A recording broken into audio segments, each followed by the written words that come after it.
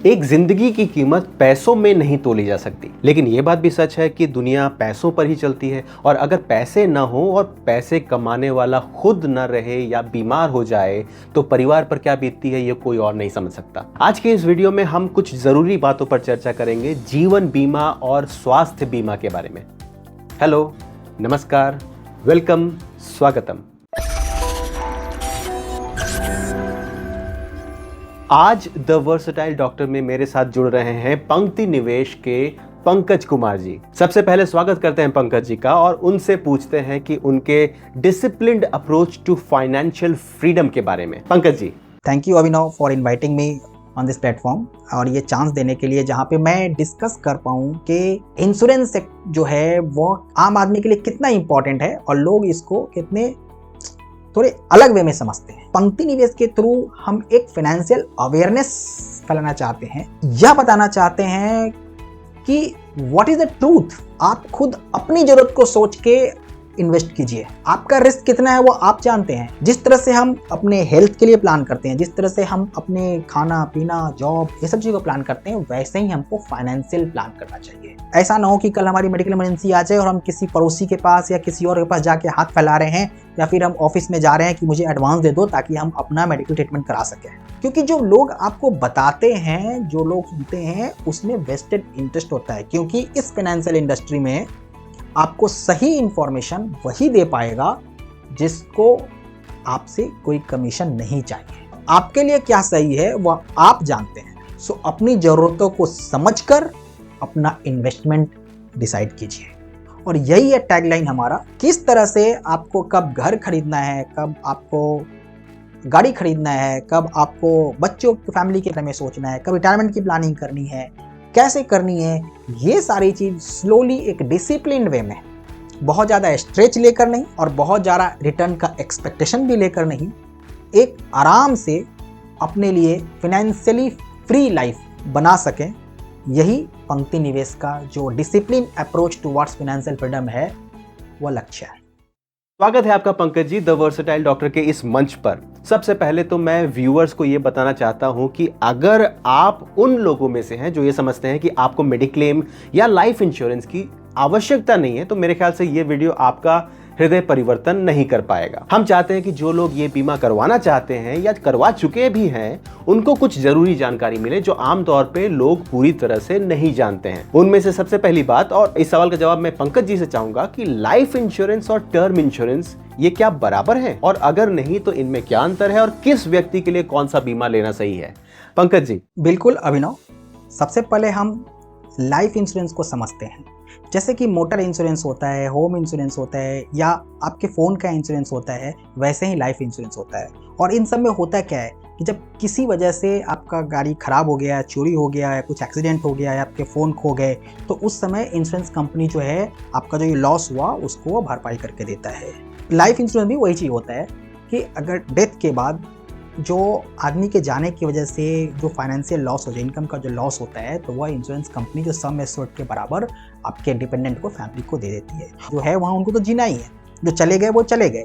तो ये जो फंड मिलता है ना, उस फंड से वो अपने आगे की ज़िंदगी गुजार सकते हैं। बच्चों की पढ़ाई हो, आपका अगर होम लोन चल रहा है तो होम लोन का EMI हो, कुछ डेट हो, कुछ फाइनेंशियल ऑब्लिगेशन हो। अब क्या है ना कि लाइफ इंश्योरेंस के अलग अलग टाइप है।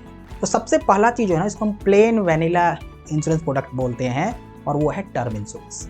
टर्म इंश्योरेंस क्या होता है कि आप एक सम एश्योर्ड करते हैं। मान लीजिए आपने 1 करोड़ का लिया, हम आगे बात करेंगे कि कितना का लेना चाहिए। तो उसके लिए आप एक प्रीमियम पे करते हैं। जब गाड़ी का प्रीमियम पे करते हैं कार इंश्योरेंस में, तो आपको क्या रिटर्न मिलता है? कुछ नहीं, मगर आपका उसका बेनिफिट तब मिलता है जब गाड़ी पे कुछ हो जाता है। ठीक वैसे ही खुदा ना खास्ते कुछ ऐसा चीज हो गया, दुनिया से जो ब्रेड अर्नर है वो चला गया, तो फैमिली को लाइफ इंश्योरेंस कंपनी एक सपोर्ट प्रोवाइड कर देगा। अगर कुछ नहीं होता है इट्स वेल एंड गुड, हमने प्रीमियम पे किया, इस रिस्क कवरेज के लिए हमें कुछ मिलता नहीं है। ये टर्म इंश्योरेंस है। लाइफ इंश्योरेंस जब बात करते हैं तो एक्चुअली में लाइफ इंश्योरेंस यही है, लेकिन जो आपको बताया जाता है, जो लोगों को इंश्योरेंस कंपनी बताती है, इसके बारे में बहुत कम बताती है। और किस पॉलिसी बताती है? Money back policy, endowment policy. क्यों? क्योंकि टर्म इंश्योरेंस में लाइफ इंश्योरेंस कंपनी को बहुत ज़्यादा फायदा नहीं होता। तो फिर वो इंश्योरेंस में इन्वेस्टमेंट का फ्लेवर देके नए नए प्रोडक्ट को लॉन्च किए हैं, जो कि होता है एंडोमेंट पॉलिसी, जो होता है मनी बैक पॉलिसी, जो होता है यूलिप। और उसमें क्या करते हैं कि एंडोमेंट में आपको एक रिटर्न गारंटी करेंगे और बोलेंगे 25 साल तक आप अपना इंश्योरेंस प्रीमियम पे कीजिए, आपको इतना बेनिफिट मिल जाएगा। मनी बैक में आपको कुछ पैसे जो है वो रिफंड होता रहेगा हर 2-3 साल पे।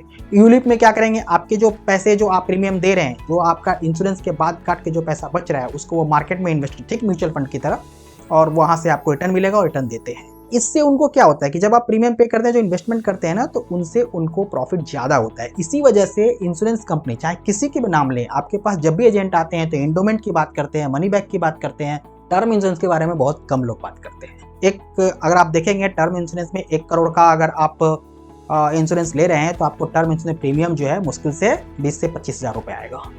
वहीं अगर आप सिर्फ एक इंडोमेंट पॉलिसी ले रहे हैं ना, 10 लाख का इंडोमेंट पॉलिसी, तो उसमें आपका प्रीमियम जो है अराउंड 32,000 पर ईयर आएगा 25 साल के लिए।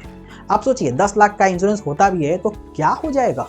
तो इस हिसाब से किसी भी व्यक्ति को टर्म इंश्योरेंस फर्स्ट प्रेफरेंस करना चाहिए। मेरे ख्याल से आप जो इंडोमेंट मनी बैक में जो प्रीमियम देते हैं, टर्म इंश्योरेंस में आप ले लीजिए, और जो पैसा आपको बचता है उसको आप इन्वेस्टमेंट में, म्यूचुअल फंड में इन्वेस्ट कर दिए, तो आपका जो रिटर्न भी आएगा बहुत ज़्यादा होगा, कवरेज भी होगा बहुत ज़्यादा होगा। तो ये तो हुआ लाइफ इंश्योरेंस और टर्म इंश्योरेंस पर एक छोटी सी टिप्पणी। अभी मैं बात करता हूं स्वास्थ्य बीमा के बारे में। स्वास्थ्य बीमा यानी हेल्थ इंश्योरेंस और मेडिक्लेम बराबर नहीं होते। मुख्यतः हॉस्पिटलाइजेशन से संबंधित खर्चे का दावा और भुगतान मेडिक्लेम की परिधि में आता है। हेल्थ इंश्योरेंस, जो कि बड़ी और वृहद बीमा पॉलिसी होती है, वह स्वास्थ्य जांच, गंभीर या दीर्घकालीन बीमारियों, डिसेबिलिटी जैसी कई चीजों पर लागू होती है। अब मुख्य बात यह है कि जीवन बीमा लेना चाहिए या स्वास्थ्य बीमा लेना चाहिए, और जवाब है दोनों अलग अलग जरूरतों के लिए हैं और दोनों ही बहुत जरूरी हैं, दोनों ही बहुत आवश्यक हैं आपके लिए। तो पहले एक बार फिर से पंक्ति निवेश के पंकज कुमार जी से जानते हैं कुछ खास बातें जो कि टर्म इंश्योरेंस चुनते समय और उसके बाद भी साल दर साल प्रीमियम भरते समय आपको मालूम होनी चाहिए।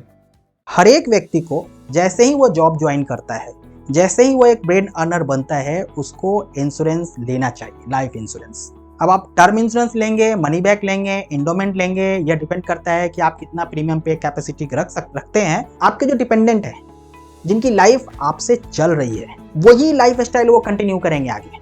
तो आप जितना इनकम जनरेट कर रहे हैं ईयरली, उसका कम से कम 3 टाइम्स एनुअल इनकम जो है आपका सम एश्योर्ड होना चाहिए। सपोज आपका 30 लाख का सीटीसी है, तो आपको कम से कम 90 लाख का तो सम एश्योर्ड होना ही चाहिए। दूसरा, अगर आपकी कोई ईएमआई चल रही है, होम लोन चल रहा है, तो उसको ओवर एंड एबव अपने आप इंश्योरेंस में रखिए, और तब तक रखिए जब तक आपका होम लोन चल रहा है, तब तक आप अपने सम एश्योर्ड को इंश्योरेंस में रखिए।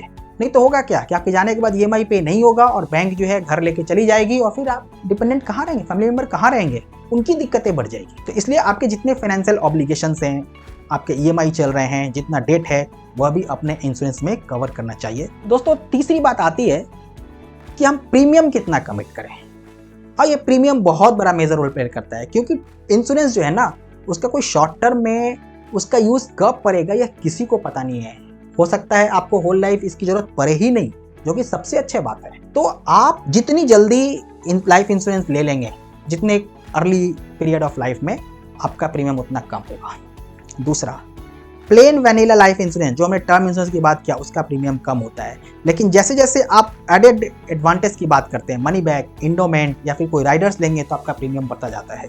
तो दोस्तों, यहाँ पे जरूरत सम एश्योर्ड का है, और जरूरत है कि वह तब तक रहे जब तक कि आपकी अर्निंग कैपेबिलिटी रहती है, या फिर आप पर आपका फैमिली डिपेंडेंट रहता है।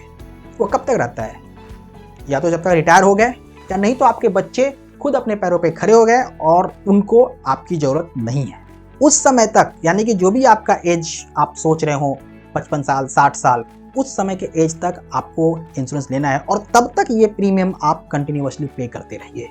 सो आप प्रीमियम का बर्डन उतना ही लीजिए ताकि आपका जो रिक्वायर्ड सम एश्योर्ड है, 1 करोड़ हो, 2 करोड़ हो, 3 करोड़ है, वह भी हो जाए, और आप प्रीमियम बिना किसी दिक्कत का कंटिन्यूअसली पे करें। दोस्तों, जो तीसरा मोस्ट इंपॉर्टेंट चीज है कि हम कैसे जानेंगे कि कौन सी कंपनी का इंश्योरेंस, लाइफ इंश्योरेंस लेना है। इतनी सारी इंश्योरेंस है, लगभग 30 से ज्यादा लाइफ इंश्योरेंस कंपनी इंडिया में है। लाइफ इंश्योरेंस कॉर्पोरेशन है, SBI लाइफ है, ICICI है, HDFC है, सब है। कौन अच्छा है, कौन खराब है। इसके लिए हम एक चीज देखते हैं, वह कहते हैं क्लेम सेटलमेंट रेशियो। वो क्या होता है मैं वो बताता हूँ। क्लेम सेटलमेंट रेशियो जो IRD है, क्लेम सेटलमेंट रेशियो हर एक इंश्योरेंस कंपनी प्रोवाइडर का हर साल पब्लिश करती है। वो होता क्या है कि उस साल उस कंपनी ने कितने क्लेम उसके पास आए और उसमें से कितना उसने सेटल किया। जैसे LIC का आप देखेंगे सबसे ज़्यादा क्लेम सेटलमेंट रेशियो है, वो ऑलमोस्ट 99% के ऊपर है। यानी कि अगर LIC के पास 100 क्लेम आए थे इंश्योरेंस के, उस 100 में से उसने 99 को सेटल किया और 1% किसी न किसी वजह से, चाहे कोई प्रॉब्लम रहा हो, इन्फॉर्मेशन गलत हो या कुछ जो है, उसने रिजेक्ट कर दिया। जिस कंपनी का क्लेम सेटलमेंट रेशियो जितना ज़्यादा है, आपको उस कंपनी के इंश्योरेंस को ही प्रेफर करना चाहिए। जनरली आप देखेंगे LIC का सबसे ज़्यादा क्लेम सेटलमेंट रेशियो मिलेगा, फिर HDFC का मिलेगा, फिर ICICI मिलेगा, उसके बाद कोटक, SBI, ये सारी कंपनीज हैं जिनके अच्छे क्लेम सेटलमेंट रेशियो हैं। इसके बाद जो एक और इम्पॉर्टेंट पॉइंट आती है जब आप इंश्योरेंस के लिए कर रहे हैं, और अक्सर इस चीज़ को लोग मिस करते हैं, जब इंश्योरेंस का फॉर्म भरते हैं लाइफ इंश्योरेंस का, तो कौन भरता है? आप तो फॉर्म में साइन कर देते हैं और आपके एजेंट आपके बिहाफ पे भर देते हैं। ये एक बहुत बड़ा मिस्टेक है, क्योंकि एजेंट हो सकता है कुछ ऐसे इंफॉर्मेशन को उसमें डाल दे जो उसको पता नहीं हो, और अननोइंगली और नोइंगली उसने डाल दिया जो गलत है, और बाद में इसकी जरूरत होता है 5 साल बाद पड़े, 10 साल बाद पड़े, 15 साल बाद पड़े। जब इसका इन्वेस्टिगेशन हो उस समय आप रहे भी ना, और जब मालूम पड़ा कंपनी को कि यह गलत इंफॉर्मेशन है, तो हो सकता है कि आपका जो क्लेम होगा उसको रिजेक्ट कर दिया जाएगा। फिर इतने साल तक आपने प्रीमियम पे किया, उसका बेनिफिट आपको, आपके फैमिली को नहीं मिलेगा। इसलिए लाइफ इंश्योरेंस का जब भी आप फॉर्म भरते हैं, उस फॉर्म को भरने समय ऑनेस्टली हर एक इंफॉर्मेशन को करेक्टली फिल कीजिए। जैसे एग्जांपल लेते हैं स्मोकर, बहुत से लोग कहते हैं नॉन स्मोकर डाल देते हैं, हमारा प्रीमियम कम हो जाएगा। बात सही है, प्रीमियम कम हो जाएगा, लेकिन दोस्तों कल को आपके इंश्योरेंस क्लेम में जाएगा और उस समय डॉक्टर ने आपके रिपोर्ट में यह लिखा हुआ है कि वो स्मोकर था, तो आपने भले ही सारा प्रीमियम पे किया हो 10 साल 15 साल तक, वह क्लेम रिजेक्ट हो जाएगा। तो प्रीमियम को बचाने के लिए इंफॉर्मेशन गलत मत दीजिए। और दूसरी बात, इंश्योरेंस के क्लेम के लिए फाइट कौन करता है? जो सर्वाइवर है वो। हमारे घर में हमारी बात जो नॉमिनी है, जो बच गए हैं, वो फाइट करते हैं। और उनको ही अगर सारी बातें सही सही पता नहीं हो, उनको ही सब कुछ पता नहीं हो, तो फिर वो फाइट कैसे करेंगे? जिसके नाम पे इंश्योरेंस लिया हुआ वह तो आके नहीं अपने केस के लिए फाइट करने वाला है। इसलिए ये बहुत इंपॉर्टेंट है कि जिस नॉमिनी है जो आपके इंश्योरेंस में, जो बेनिफिशियरी है आपके इंश्योरेंस में, उसको आप अपने साथ रख के फॉर्म भरिए, उसे हर एक चीज़ से अवगत कराइए कि क्या क्या चीज़ आपने बोला है, क्या प्रीमियम पे कर रहे हैं, ताकि कल को जरूरत पड़े तो ही और she should be in the condition to fight for the right. तो दोस्तों एक चीज़ है जो मैं यहाँ पे हाईलाइट करना चाहता हूँ कि इंश्योरेंस को कभी भी आप अपना एक रिटर्न का वेहिकल मत बनाइए, आप उसको एक इन्वेस्टमेंट डेस्टिनेशन मत बनाइए। इंश्योरेंस को आप एक रिस्क कवरेज ही रहने दीजिए, ताकि कल को कोई जरूरत पड़े। और मैक्सिमम कोशिश यह कीजिए, और ऐसा हो तो बहुत अच्छा है, कि जो प्रीमियम आपने पे कर दिया, इंश्योरेंस लिया, वो इंश्योरेंस का आप यूज ही नहीं कीजिए। और अगर यूज करना पड़े तो सफिशिएंट बैलेंस आपको मिले, ताकि जो लाइफ स्टाइल आपने अपने फैमिली के लिए सोच के रखा है, वही लाइफ स्टाइल आपके जाने के बाद भी आपका फैमिली जिए। और अब इसी तरह से थोड़े विस्तार में चर्चा करते हैं हेल्थ इंश्योरेंस की। आज के ज़माने में सिर्फ मेडिक्लेम, जिसमें हॉस्पिटलाइजेशन क्लेम के अलावा और कुछ भी नहीं आता है, वो एक तरह से बेकार है। लेकिन ध्यान रखें, कॉम्प्रिहेंसिव हेल्थ कवर के नाम पर बीमा कंपनियां आपको कई ऐसे एड ऑन फीचर्स दे देते हैं जो आपके किसी काम के नहीं हैं। आजकल सभी छोटी बड़ी कंपनियां अपने कर्मचारियों को किसी न किसी प्रकार का हेल्थ इंश्योरेंस कवर अवश्य देती हैं, जिसको कॉर्पोरेट हेल्थ इंश्योरेंस या कॉर्पोरेट मेडिक्लेम बोल सकते हैं। अगर आपके पास कोई ऐसा मेडिक्लेम है तो अपने HR से संपर्क करके उसके बारे में पूरी जानकारी अवश्य ले लें। ऐसा सोचना बिल्कुल गलत होगा कि कॉर्पोरेट इंश्योरेंस जो आपको आपका एम्प्लॉयर देता है वो कोई सस्ती या बेकार सी पॉलिसी होगी। पूरी जानकारी हासिल करने के बाद ही आपको ये निर्णय लेना चाहिए कि वो पॉलिसी आपके काम की है या आपको असल जरूरत के लिए कोई और पॉलिसी व्यक्तिगत रूप पर लेने की जरूरत है। आमतौर पर हेल्थ इंश्योरेंस एक फैमिली यूनिट का होता है, यानी व्यक्ति के स्वयं, उसके हस्बैंड या वाइफ, आश्रित माता पिता और आश्रित 2 संतान। बीमा अवधि के दौरान किसी भी परिवार के सदस्य की आवश्यकता के अनुसार जितनी राशि के लिए पूरा बीमा कराया गया है उतनी राशि का इस्तेमाल किया जा सकता है। उदाहरण के तौर पर अगर आपके पास 5 लाख का बीमा है तो साल भर में किसी एक सदस्य के हॉस्पिटलाइजेशन में 5 लाख पूरा इस्तेमाल हो सकता है, या एक से ज्यादा सदस्यों के अलग अलग क्लेम किए जा सकते हैं जब तक कि कुल 5 लाख की राशि खत्म ना हो जाए। और परिवार के सदस्य कितने हो सकते हैं और कौन कौन हो सकते हैं इसके बारे में भी बीमा कंपनियां काफी फ्लेक्सिबल हो गई हैं। यानी आप चाहें तो आपके दादा दादी, सास ससुर, भाई बहन के नाम भी अपने पॉलिसी में जुड़वा सकते हैं और उसी के अनुसार आपके प्रीमियम की राशि भी बढ़ेगी। और फिर भी अलग अलग हर एक व्यक्ति के लिए एक एक पॉलिसी लेने की तुलना में ये फैमिली फ्लोटर पॉलिसी बहुत सस्ती होती है। लाइफ इंश्योरेंस की तरह ही हेल्थ इंश्योरेंस भी लेते समय प्राइमरी इंश्योर्ड की उम्र जितनी अधिक होगी प्रीमियम उतना अधिक होगा। इसीलिए कम उम्र से ही हेल्थ इंश्योरेंस रहना चाहिए और उसी पॉलिसी को साल दर साल रिन्यू करते रहना चाहिए, वो आपके लिए सबसे बढ़िया आता है। हेल्थ इंश्योरेंस की जो 2 सबसे मुख्य दुविधाएं होती हैं वो है प्री एग्जिस्टिंग इलनेस का कवरेज और प्री इंश्योरेंस मेडिकल चेकअप। मान लीजिए आपको आज डॉक्टर ने बताया कि आपको पित्त की थैली में पथरी है और अगले 2-3 दिन में आपको ऑपरेशन कराना होगा। आप आज घर गए और आज ही आपने एक हेल्थ इंश्योरेंस पॉलिसी ले ली। प्रीमियम कितना भी हो पूरे ऑपरेशन के खर्चे से कम ही होगा और आप 2 दिन में जाकर ऑपरेशन करा आए और उसके बाद कभी पॉलिसी आपने रिन्यू भी नहीं कराया।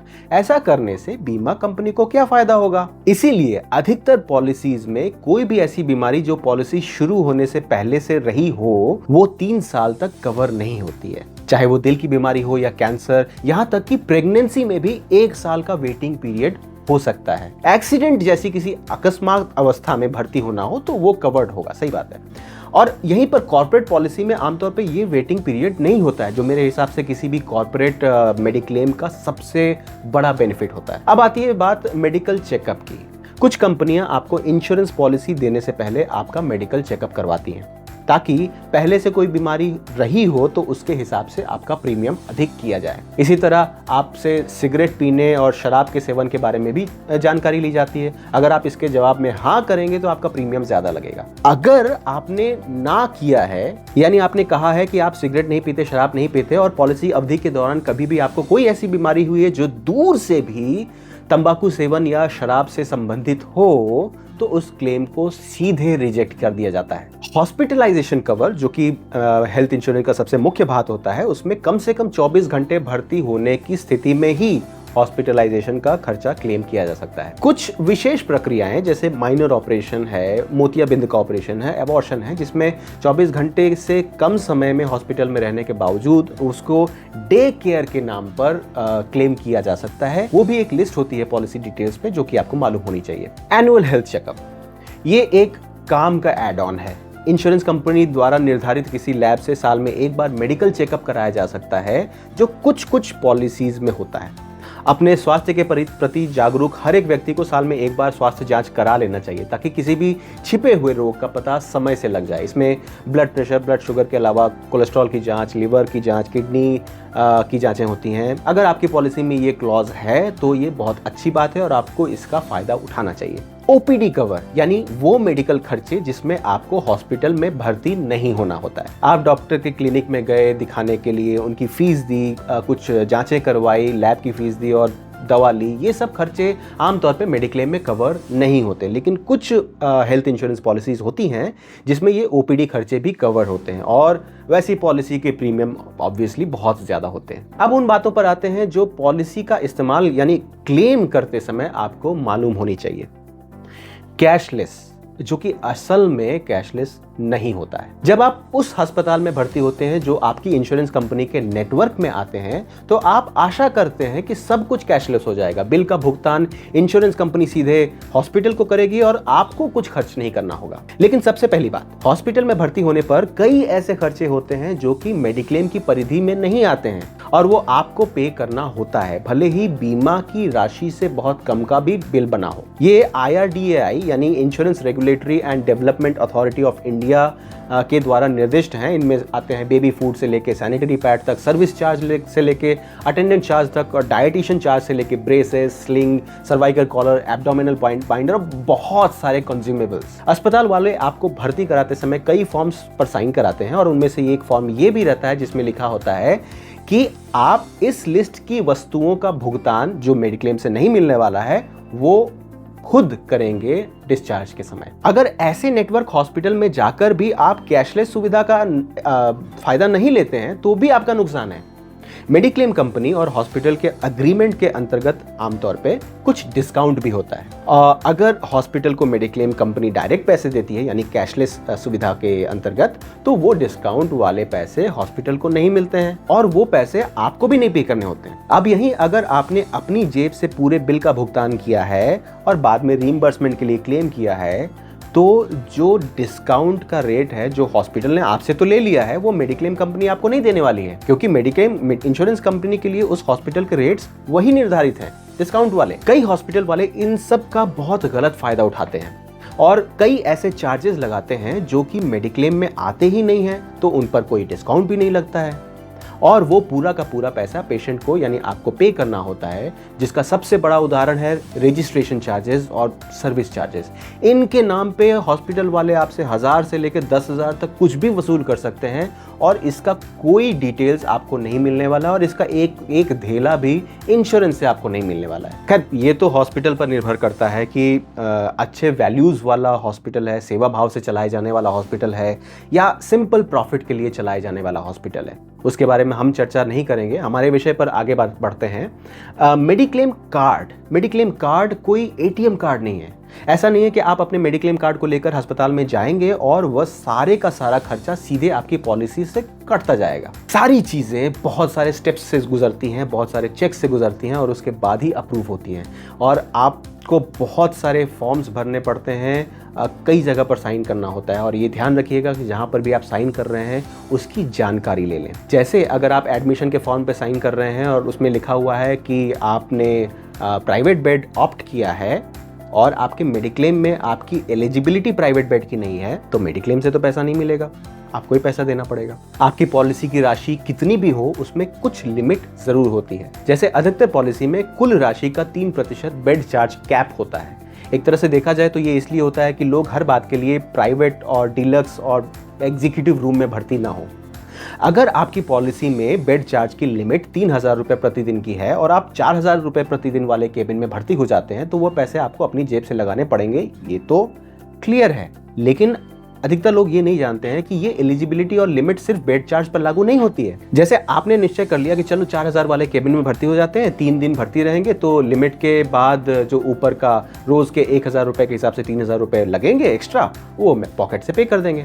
लेकिन जैसे 4,000 रुपये का बेड चार्ज आपके लिमिट से 33% ज़्यादा है, इंश्योरेंस कंपनी आपके बाकी चार्जेस जैसे डॉक्टर की विजिट का चार्ज, ऑपरेशन थिएटर का चार्ज और हर आइटम के चार्ज में से 33% काट सकती है और वो पैसे आपको हॉस्पिटल को पे करने होंगे अपने पॉकेट से। कुल मिलाकर बोला जाए तो आपको पूरी जानकारी होनी चाहिए नियम और शर्तों की, ताकि आप किसी भी अनएक्सपेक्टेड खर्च अपने जेब से भरने के लिए बाध्य ना हो जाएं। आपकी पॉलिसी का कवर कितने का है, लिमिट कितने का है, कौन सी बीमारियां कवर्ड हैं या नहीं है, वेटिंग पीरियड कितने का है और आपके शहर में उस कंपनी के नेटवर्क वाले हॉस्पिटल हैं या नहीं और कौन कौन से हैं, ये सब जानकारी आपको होनी चाहिए। और सबसे बड़ी बात, चाहे जीवन बीमा हो चाहे स्वास्थ्य बीमा हो, इनमें क्लेम करने की आवश्यकता तभी पड़ती है जब कोई बुरी स्थिति हो, बुरा वक्त हो, किसी का एक्सीडेंट हुआ हो या किसी की मृत्यु हुई हो। ऐसे समय में अगर आप क्लेम से संबंधित दुविधाओं में फंसते हैं तो आपको शायद कोई मदद नहीं कर पाएगा। इसीलिए जब आप बिल्कुल स्वस्थ हैं और जब आपको लग रहा हो कि आपको बिल्कुल भी किसी भी प्रकार के बीमा की आवश्यकता नहीं है, तभी इस इंश्योरेंस को लेने की आवश्यकता है और तभी आपको इस इंश्योरेंस के बारे में पूरी जानकारी इकट्ठा करनी चाहिए। वैसे तो जीवन बीमा और स्वास्थ्य बीमा के वृहत जानकारी पर हम और भी काफी देर तक चर्चा करते रह सकते हैं, लेकिन मुख्यतः जो बातें आपको अवश्य जाननी चाहिए वो हमने आपको बताई। आपके इन विषयों पर कोई और सवाल हो तो हमसे कमेंट सेक्शन में पूछ सकते हैं। मेरे सोशल मीडिया हैंडल्स और मेरे वेबसाइट पर आप मुझसे संपर्क तो कर ही सकते हैं, और साथ ही साथ बीमा, निवेश और फाइनेंसेस से संबंधित किसी भी परामर्श या गाइडेंस के लिए आप पंक्ति निवेश से जुड़ सकते हैं। पंक्ति निवेश मैंने चालू क्यों किया, इसका जो एक मुख्य बात है वो यह है कि हमने 20 साल के करियर में हमने प्राइवेट इक्विटी में काम किया, हेज फंड के लिए काम किया, म्यूचुअल फंड में काम किया, कॉर्पोरेट में काम किया, सब जगह काम किया, लोगों से इंटरेक्ट किया, और मैंने एक चीज देखा, जो फाइनेंशियल इंडस्ट्री ऐसा इंडस्ट्री है जिसमें सबसे ज्यादा मिस सेलिंग होती है। और जो लोग हैं ना, भले ही वो टेक्निकली या फिर वो एजुकेशन वाइज, इनकम वाइज काफी अच्छे हों, लेकिन फाइनेंशियल अवेयरनेस जो है बहुत ही कम है। तो आज की इस बातचीत को यहीं विराम देते हैं। इस वीडियो को लाइक करना मत भूलिएगा, और इस महत्वपूर्ण विषय पर हमारी इस चर्चा को अपने दोस्तों और परिवारजनों के साथ जरूर शेयर कीजिएगा। अगले वीडियो तक मेरे साथ बने रहने के लिए चैनल को सब्सक्राइब कीजिए, और मुझे यानी डॉक्टर अभिनव अतुल को आज इजाजत दीजिए। इस वीडियो के माध्यम से आपसे जुड़ने का मुझे मौका मिला, यह मेरे लिए गर्व और गौरव की बात है। It is my pride and privilege to be able to connect with you through this video. नमस्कार। YouTube को लगता है कि मेरा ये वीडियो आपको बहुत पसंद आएगा। क्लिक करके देखिए